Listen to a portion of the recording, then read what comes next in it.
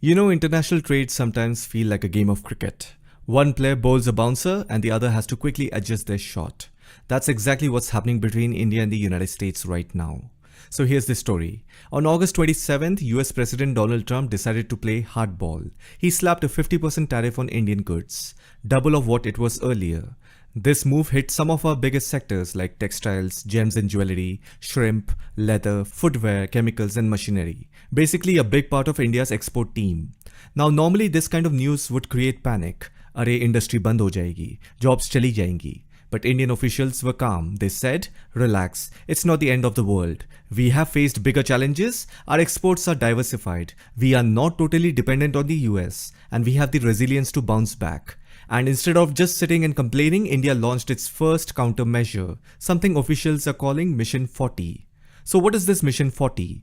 It's a plan to focus on 40 countries like the UK, Japan, South Korea, Germany, France, Australia, Canada, Mexico, Russia and the UAE.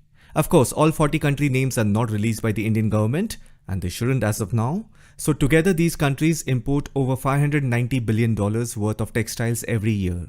But India's share is just around 5 to 6%. In simple words, the pitch is huge, but India has only a small batting area.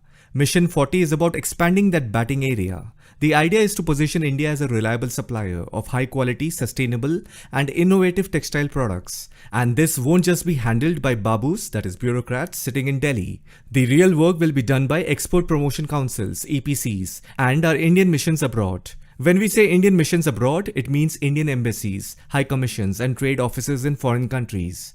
Every country where India has a diplomatic presence, like the Indian embassy in Washington DC or the High Commission in London, is called a mission. These missions don't just handle visas and passports, they also work to promote Indian trade, culture, investments and exports. Now do you see what Modi government is doing? Changing the very role of India's diplomats. For decades, Indian Foreign Service officers were seen as prestigious, aristocratic figures, mostly busy with protocol and paperwork. But now the government wants them to be something more. Not just representatives of India, but also salesmen of India's growth story. The embassies and high commissions will no longer just be places for visas and formal events. They will actively push Indian exports, connect our businesses with buyers, and market Indian products abroad. How? By doing market mapping, finding high demand products and connecting India's textile hubs like Surat, Panipat, Tirupur and Bhadoi with buyers in those 40 countries. They will also showcase India in international trade fairs, buyer-seller meets and exhibitions, all under a common identity of brand India. Plus, EPCs and Indian missions will guide exporters on how to make the most of free trade agreements and meet international sustainability standards. This is crucial because countries like Bangladesh, Vietnam and Sri Lanka already have cost advantage. In fact, after Trump's 50% tariff, India faces a 30% disadvantage compared to these competitors in the US market. That's like playing cricket with a broken bat. If you see, United States 50% tariffs on India has pretty much driven Indian apparel industry out of the US market.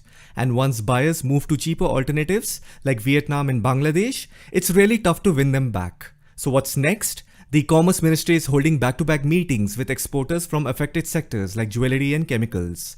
The big focus is on how to diversify exports and reduce the shock of Trump's tariffs. Meanwhile, work is also going on for the Export Promotion Mission announced in the 2025-26 budget. It is a long-term plan to strengthen India's place in global trade. Now let's put this in perspective. The US takes about 20% of India's total exports, which was worth $437 billion in financial year 2025. That's a big share, but not our entire basket. And India already exports to more than 220 countries. So yes, Trump's 50% tariff is a bouncer, but India is not walking back to pavilion. With Mission 40, EPCs, Indian missions abroad and FTAs and market diversification, the idea is simple. Don't get stuck on one pitch. Play the global field.